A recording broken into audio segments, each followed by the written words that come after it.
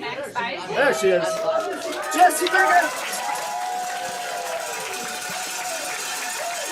Oh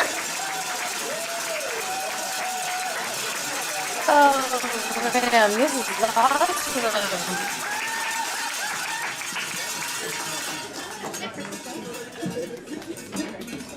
Can you hear us okay, Jessie? There we go. I can't. Okay, now I can hear you. Okay, good. You can hear us now. So I'm gonna adjust that. Well, thank you so much. Can you hear the call? Thank you so much for having me. This is so fun. Yeah. Well, thanks for joining us. Really appreciate it. So, where are you calling in from? Where are you calling in from today? So I am fresh off the plane in Minnesota. You are. Okay. So if the dogs run into the frame, there's a chance they do that. So bear with me, but I just flew in. So I'm coming to you from Afton. Awesome.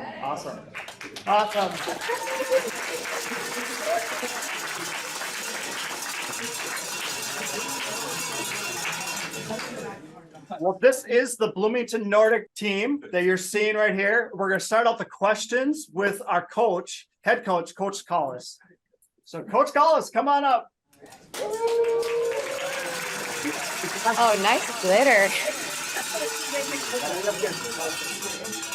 Well, Jess, thank you so much for doing this for our team. We're very excited to have you here. And this is way too, is that better?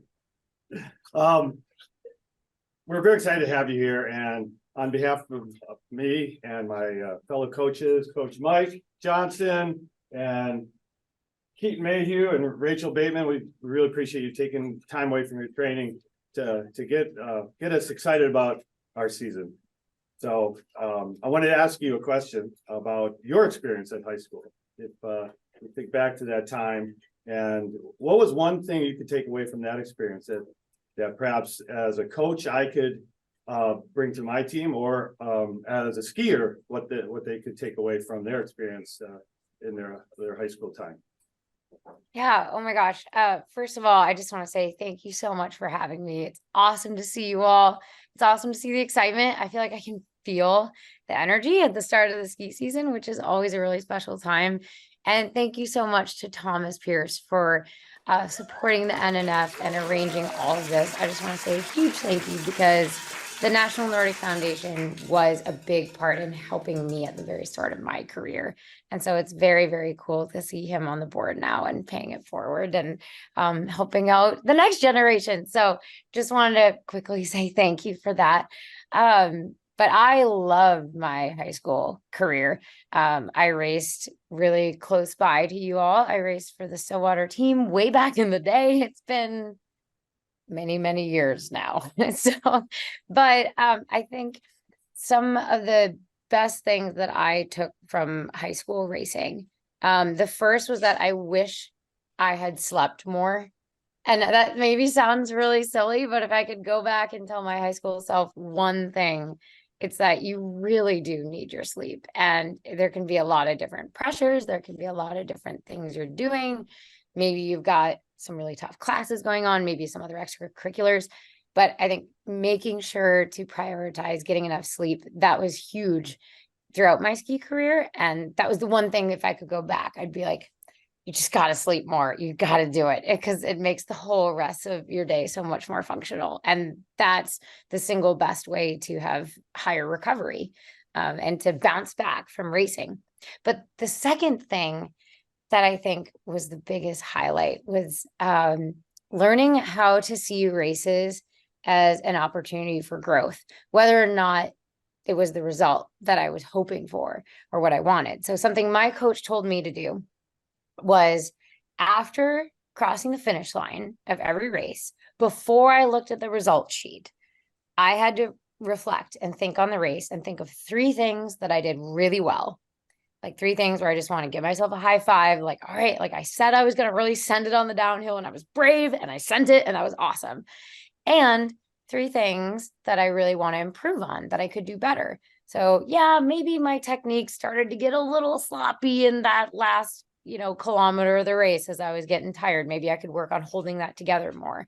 Or, maybe I was really nervous for the race and I was a little bit grumpy and I could have been a better teammate. That's something I could reflect on and do better. So there were always going to be 3 things that I did well, even if it was a terrible day. You can still find good things. And then there were going to be 3 things that I could improve on, even if it was the best day ever. There's always something to improve on.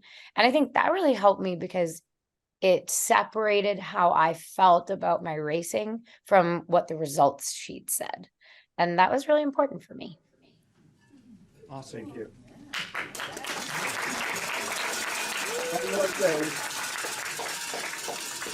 Wish you a wonderful season. We'll see you in February here, and we'll see you at the Berkey.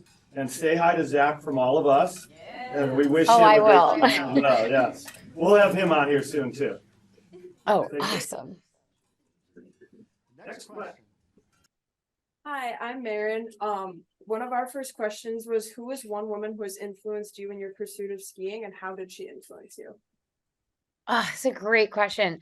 I'm actually very fortunate because it's very hard to pick. I have many, many women who have influenced me and been really great mentors and role models.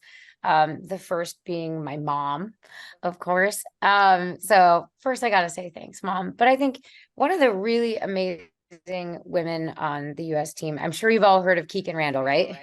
Yeah. Hopefully. Yes. Okay, good. So she was really, really awesome and a really good mentor because she exuded confidence. And that was one of the things that I think we can all take a little bit more of. I think she, especially as a woman in sports, she was like, no, I would like to win. And there's no problem with that. And I'm going to be fierce and I'm going to be fast and I'm going to work super hard and I'm going to lift heavy weights in the gym and I am going to succeed at this. And I thought that was really, really cool and really empowering. So I'm really grateful to her for being a really good role model and saying that it's okay to have a competitive side. You have to show good sportsmanship, of course, and all those things first, but it's okay to want to win and want to work super hard. And it's okay to get super sweaty and dirty and dusty in the pursuit of racing fast. Awesome. Thank you.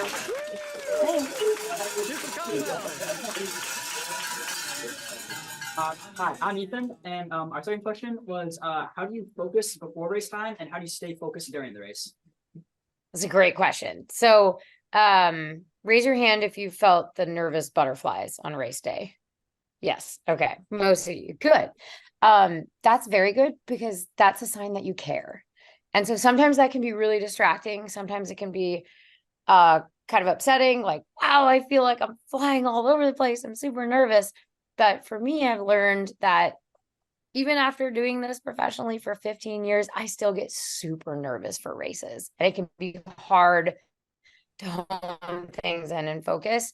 And so when I start feeling that fluttering in my stomach and that, that anxious feeling, then I'm like, oh, hello, old friend. Like, it's you. It means that I care and it means that I'm ready. And it means that my body's ready to go. Like, that's a really good sign. It's a really good signal. So first, I have to learn how to not be scared about the nervous feeling. But then secondly, I always set some goals for the race that have nothing to do with the results. So the goal isn't like, oh, I want to win or I want to beat so-and-so. The goal might be, I want to get in a really good warm-up because it's a short race. It's a hard race. It starts with a big uphill. I want to be ready to go. And so I'm going to make sure I get there in time to warm up and be ready on the start line. Or the goal might be about pacing. It might be about my technique. How can I ski really, really well? And then right at the start, right before I go, I check back in really quickly. I mean, like 10 seconds, really quickly on those 3 goals. And I'm like, how am I going to ski? How am I going to pace it? And what am I going to say to myself when it gets tough? And then I keep repeating those through the race. Like on the downhill, I try to remind myself, like, all right, you said you were going to tack, the last 3 hills of this race. I'm going to do what I said I was going to do. And so that's kind of how I try to keep focused, even when it hurts and it's uncomfortable, as ski racing tends to get near the end of the race. So yeah, I hope that's helpful. Yeah, thank you so much. You're welcome.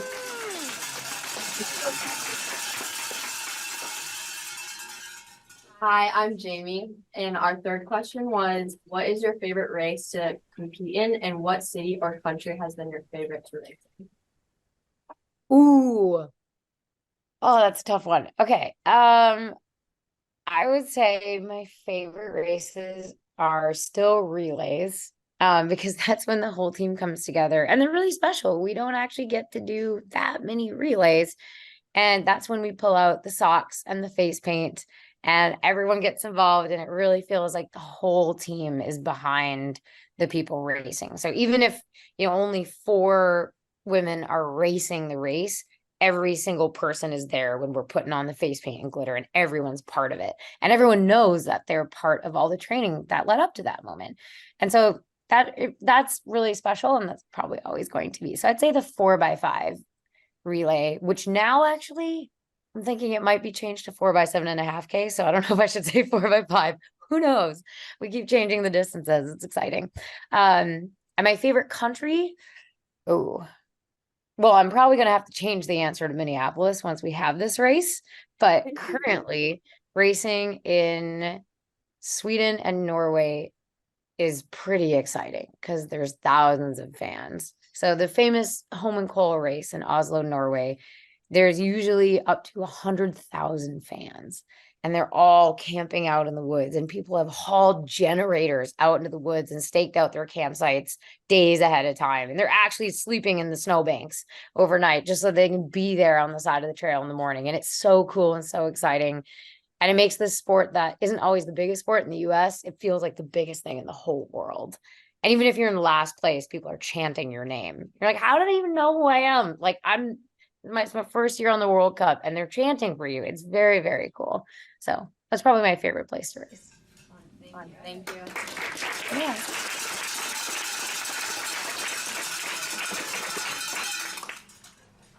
Hi, I'm Ian, and you've been to 3 Olympics. What has surprised you most about your experience in the Olympic Games? Ooh, well, they were all very, very different. Something you probably didn't see on TV was that when we did the Sochi Olympics in Russia, off camera, there was barbed wire and there were military personnel with large guns guarding every single checkpoint. And so you had your credentials checked probably 35 times a day by the same people. I'm like, I know you remember me. I remember you. And you're still checking my credential and holding your gun. So it was incredibly intimidating. And that's something that I didn't think I had really expected. And that was something none of us really knew what it was going to be like going over there. And then I would say one of the things that was most surprising about the Olympics in Pyeongchang was all the volunteers were so helpful. And I learned that pins became a currency. So like just simple pins, like you stick them on your lanyard, you stick them on your backpack. People would do anything for pins. So if you got stranded and you need a car ride, you'd be like, I have a Team USA pin. They're like, I take you anywhere. I will drive you wherever you need to go for a pin. So collecting pins became this like fun game that all the athletes would do, and all the volunteers wanted desperately to trade for different pins. So that's kind of a fun behind the scenes thing that I never realized was something that goes on in the village. Thank you so much. Yeah.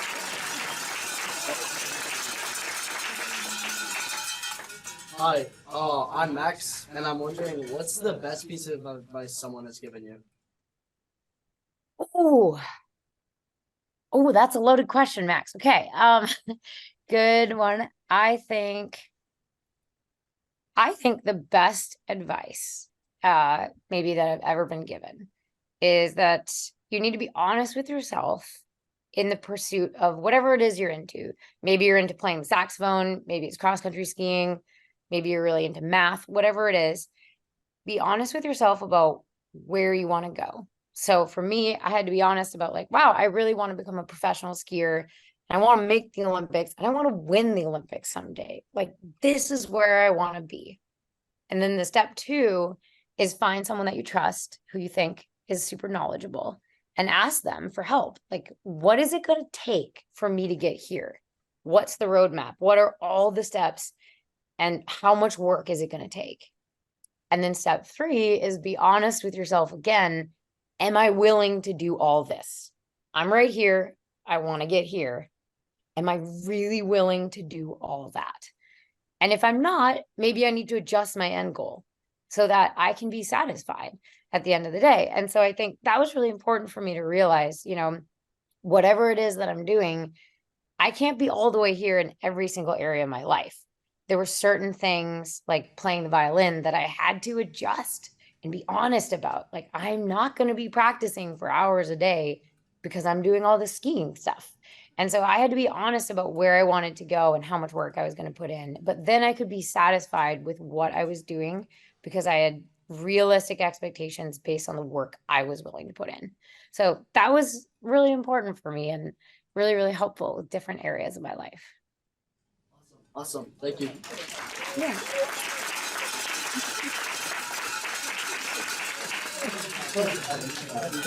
I'm Avery, and one of our questions was, given the lack of female coaches in the sport, how do you think Nordic skiing can encourage more women to become coaches and retain women coaches in the sport long term? That's a great question. And that's something that we've thought about a lot. And so I have some good news. One of the things that the National Nordic Foundation is supporting is this Trail to Gold coaching grant for women in coaching. And it's really, really cool. We're sending over, I believe, 8 different women coaches to different periods of the World Cup. So when we go over there, we'll have female staff as well, because traditionally it has been a male dominated industry, I guess you would say. Like, most of our coaches on the World Cup, most of our wax techs have been male. However, we have all these women coming up, and now they're looking to get that World Cup experience. And so it started out as sort of an internship, and now it's more like, hey, you're already an amazing coach. Come over, work for us. We want more women in the wax truck. We want more women doing glide outs, testing skis, helping the athletes. And so we've also tried to hire more women on staff with the US Ski and Snowboard. So now one of our full-time World Cup coaches, Kristen Bourne, also from Minnesota, she's one of our awesome staff members full-time. And our development coach is also a woman. And so they're both doing an amazing job. And so I think, honestly, just leading by example. Like, if you want something to change and get better, do that yourself. And so that's what we're trying to do with the ski team. We're trying to say, look, we really think it's so important to have women helping coach athletes as well. So we're doing that too. Awesome. Thank you.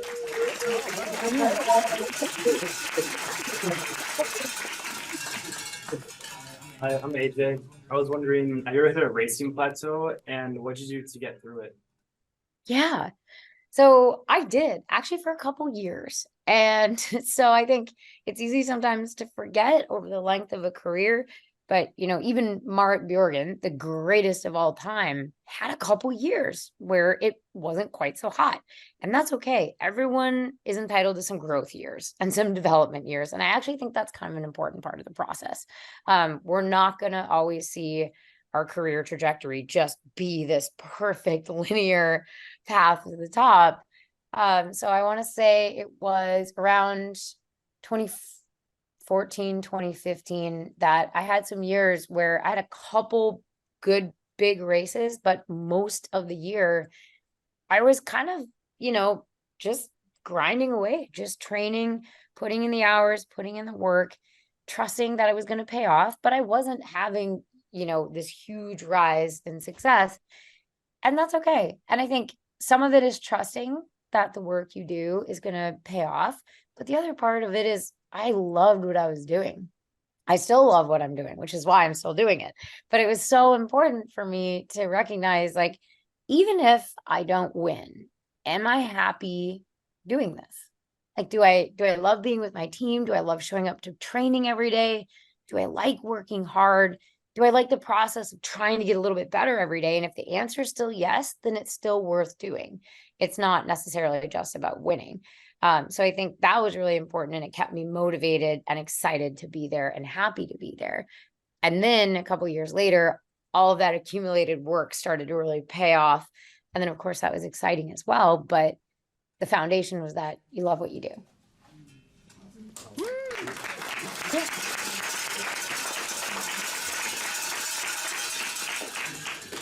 Hi, I'm Izzy. There's actually two questions on this one. How do you prepare for like the night before the race, and what are your favorite pre-race Favorite pre-race what? foods? Oh yeah, okay. So the night before a race, I set those 3 goals that I had mentioned earlier. So I have a pacing goal, a technique goal, and a mental goal. And I meet with my coach, Jason Cork, who also happens to be my wax tech. So it's a dual purpose meeting because one, I talk about my goals and how I want to attack the race course. But then I also talk about, so where are we meeting to test skis? Because that's a really big part of race day, especially for us. Especially now that we're going to this new system where the entire World Cup is fluoro free, which is awesome. It means that I'm probably going to have to be out there testing skis an hour and 40 minutes before the start of the race. So we're going to need some logistics. So we go over that. And then I lay down in bed and I take a couple deep breaths, and it's almost like meditating, but I visualize having the race that I want. And so I visualize myself being nervous, getting to the start on time after a hard warm up.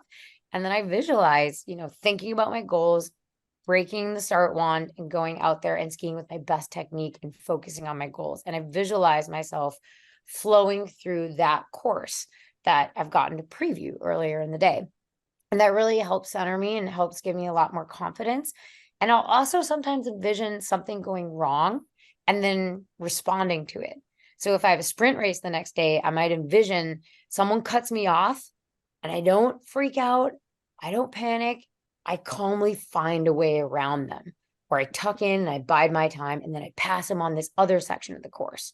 So sometimes I'll purposely envision something not going according to plan and then practice how am I going to react when somebody breaks my pole. I'm going to get a new pole and I'm going to keep going. I'm not going to give up. I'm not going to throw a temper tantrum, right? And so that's really, really important for me to think about. And then the pre-race foods, I'm a huge fan of, it's very boring, but just oatmeal with banana and peanut butter because you can pretty much get it anywhere. It's easy to travel with, and it always just sits in my stomach nicely. So that's kind of my go-to breakfast on race day. Awesome. Yeah.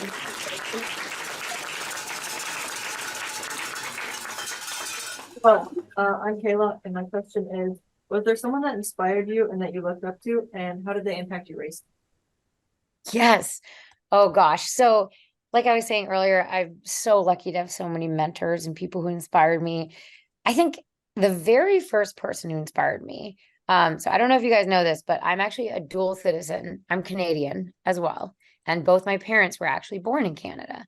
And so when I was younger, we watched the Salt Lake Games in 2002. And I remember on our old dial-up internet, my mom pulled up this picture of Becky Scott, who won the gold. And she had this huge smile on, and she looked so happy. And she just looked like someone who loved what she did. And I remember thinking, gosh, that's cool. Like, she won a gold medal. She's so happy, but she worked super hard. Like, that's really cool. And she's from North America. She's not from Scandinavia. She's not from Russia. She's from here. That's awesome. And so I remember being really, really inspired. And so she was the first skier that I remember her name sticking in my head and thinking, like, that's really cool. Yeah. Hi, I'm Lucas. And my question is, at what age did you realize you had the potential to make the Olympic team? Ooh, it's a good question. I don't know if I ever had a big aha moment, especially because, in some sports like track and field, they have trials, right? And so it's very obvious, like you win this race, you go to the Olympics, and it's televised and it's, and our selection process is much more like, over the course of the year, are you the best person for the job? You have to prove it over and over and over again. And so I think around the time that I was finishing up high school is when I started to really think about, wow, like people do this for a job. That's pretty cool. Like, it was kind of new and foreign to me that you could maybe be a professional athlete as what you did every day, trying to just get good at cross country skiing. And then I remember watching the 2010 Olympics. They were in Vancouver in Canada. And I remember we had a sleepover, like all the girls on the team, we all had a sleepover and we stayed up to watch opening ceremonies. And I remember watching Team USA march in. And I was looking at the faces on TV and I was like, I know them. I've been to a training camp with some of them. Like I went and skied behind her and him, and I've met them, and they're humans. I mean, they work really hard and they're really awesome, but they're just people too. And if they can do this, maybe I could do that someday. So I think my senior year, that was the moment where, I'd always thought going to the Olympics would be really cool. But I think that's when it clicked. And I was like, wait a minute, I could do this, I think. And I really want to do this. And I'm willing to work hard enough to do this. And that's when it started to kind of come together. Awesome. Thank you. Yeah.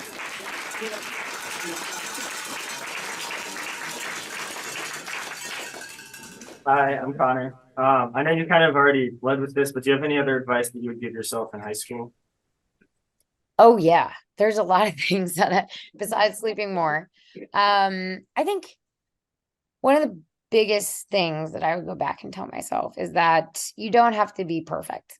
And I really struggled with being kind of a perfectionist. I'm very type A. I wanted to do everything I did, I wanted it to be 100% all the time. So I wanted to get A in all my classes, and I wanted to be really good in orchestra. And, I wanted to have a healthy social life with my friends, and I wanted to be really good at skiing. And I was just trying to do everything all the time. And that was really hard for me. And that ended up actually being not great for my mental health. And I think not to say that it's not important to try at everything you do. Like, I think it's really important that when you find something you're passionate about, to really commit to it with your whole heart. I think that's great. But it's also important to give yourself a break. And I think high school is actually really hard. Like, some of you have a lot of big college decisions coming up.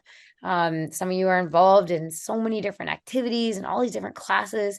And sometimes it's okay to say, look, I need help prioritizing. I don't have to have, 10,000 balls in the air all at once that I'm trying to juggle. And I wish that I could go back and tell myself that. Like, it's okay to take a little bit of a breather. You don't have to be so hard on yourself. Thank you. Yeah.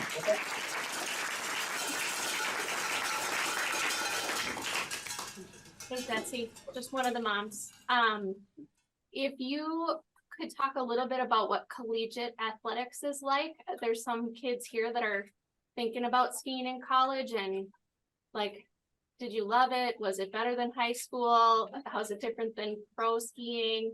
How do you decide where you're going to ski in college? Yeah. So this is a great question, because actually I didn't end up skiing in college. So I had a academic ride to Northern Michigan University, and I ended up deferring it. So I gave myself a year to decide if I wanted to ski full time. So one of the things I did was that my senior year of high school, I had done a lot of classes in the summer. I had built up some credits. And then I had everything lined up to go to college, and then I pressed pause and gave myself that year. And at the end of the year, I ended up deciding to go full time into skiing. Things were really lining up. Things were working out well, but it was really important to me to have that plan in place so that if I was ready to go, I would have just, locked right into that system. So when I was looking at colleges, a huge part was the culture on the team. Is it a team that supports each other? Is this a team where people can be open and ask questions? Is this a coach that clearly believes in their athletes, and are they supportive of their athletes? So I think, on different recruiting visits, really taking a second to imagine, could I fit myself into this team? And do I think it would make me a happy person? Because ultimately, like, happiness is fast. And so it doesn't necessarily have to be the school with, the biggest recruiting budget or all the fancy things. Although, of course, a lot of different schools have that. I think the biggest thing is finding a coach that you feel would believe in you and support you. And then a team that has a really healthy culture that supports each other and lifts each other up. And so if you get a chance, I'm not totally sure with NCAA rules, if you're allowed to like observe a practice, but if you can, watch how people interact on the team. Is this a team that like pumps each other up in the gym? Is this a team that encourages each other on intervals? Like that's a team that I would want to be part of. And I've had a lot of teammates had really, really amazing experiences skiing in college. They came out of it feeling so close to their team. Like it was an incredible developmental step for them. They really, really loved it. So if you're considering skiing in college, like talk to the coach about your goals and what you want to get out of it and what you're hoping to learn and to get out of skiing through those years. And then also how they respond to those goals is going to help you know, like, is this the right person for me? Thank you.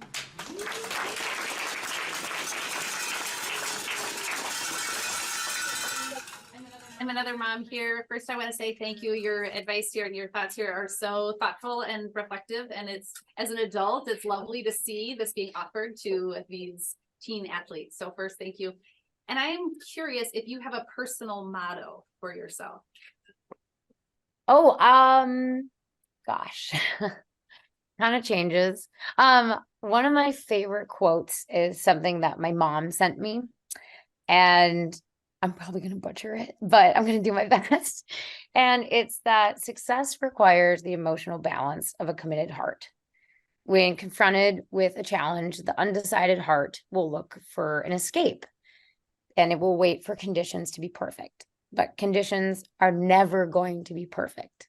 The committed heart searches for a solution and looks for a way through. And so I think about, when I think about my life and my goals and the things that I want, conditions are probably not going to be perfect. Things aren't going to, like, you know, the odds are things are not just going to line up in this golden illuminated path for you to be like, I'm going to win the Olympics today. Like, that's actually incredibly rare. Most of the time, like, you have to go out there and make it happen. And if you're really committed to something and you really believe in it and you're passionate about it, then it's worth going after. So that's something I think about a lot. Beautiful, beautiful. Thank you.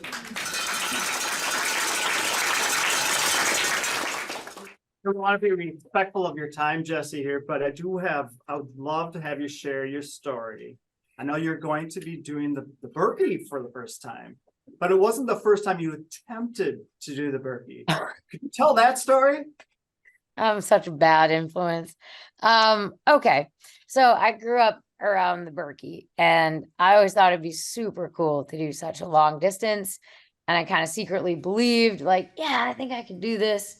But you know, you have to be 18 years old to do the Berkey.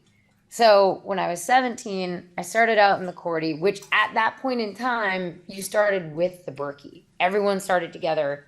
And then maybe, I think it was like 15 kilometers in, the trail just split.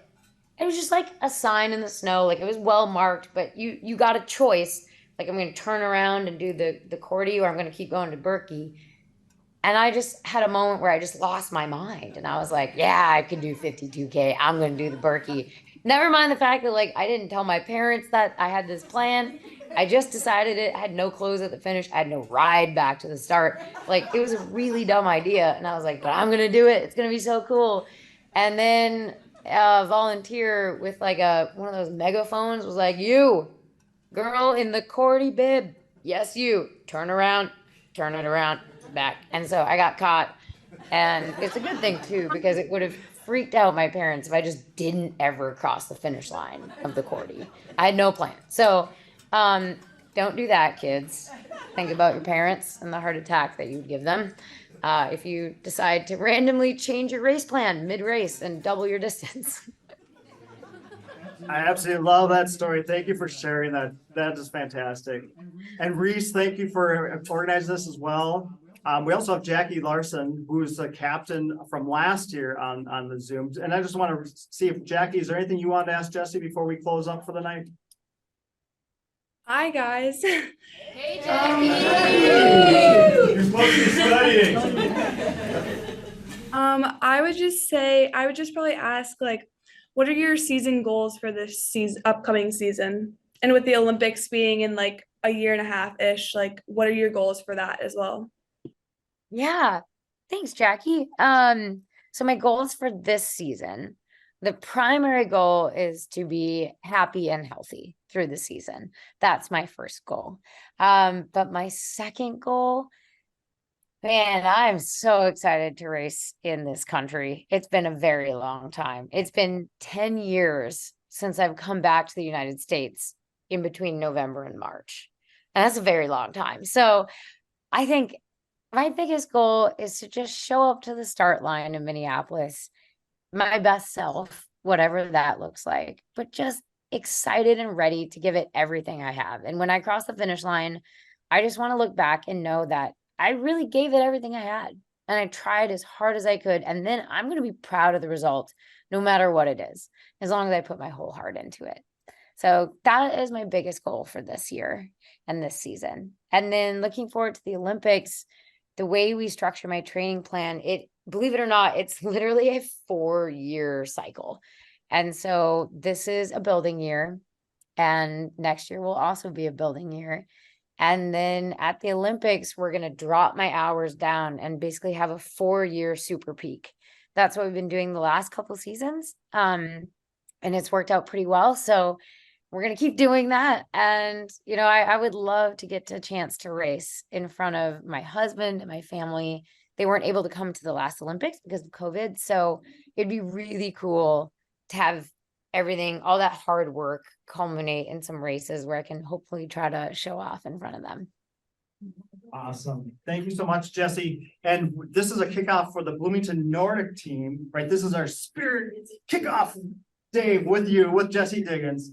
But we also want to give our support to you as well. And we want to help Caldwell starting to ring for your whole season coming up as well. I know you're leaving on Sunday from Finland. So thank you so much for joining us tonight and really appreciate it. And I'm sure we'll talk soon. Oh, God. This is amazing. Am I allowed to take a picture of this?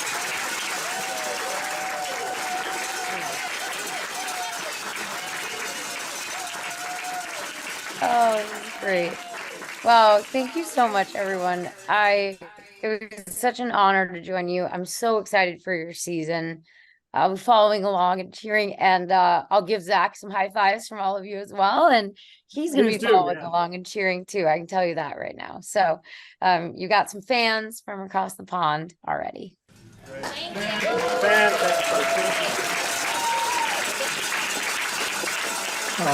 Thank you all.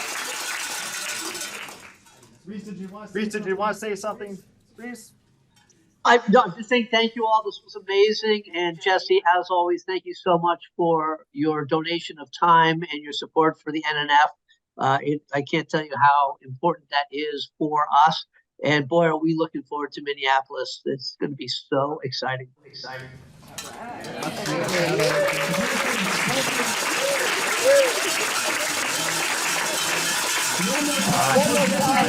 Right.